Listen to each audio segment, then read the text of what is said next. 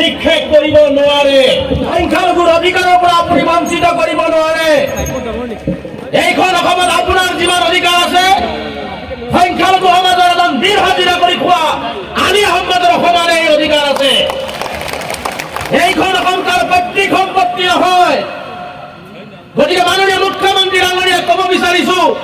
আপুনি যিধৰণে হিটলাৰী কায়দাৰে স্বৈৰতন্ত্ৰৰে ৰাজতন্ত্ৰ চলাই সংবিধানৰ নামত শপত খাই সংখ্যালঘুৰ ওপৰত সংখ্যালঘুৰ বুকুৰ ওপৰত বলডুজাৰ চলাই সংখ্যালঘুৰ কেঁচা তেজ আপুনি যিদৰে লৈ আছে ইয়াৰ পৰিণামত গণতান্ত্ৰিকভাৱে এদিন অসমৰ ৰাইজে আপোনাক দেখিবলৈ পাব হে মাননীয় মুখ্যমন্ত্ৰী ডাঙৰীয়া আপোনাৰ ল'ৰা ছোৱালীক আপুনি পাৰিব মুকলি আকাশৰ তলত থবৰ কাৰণে পাৰিব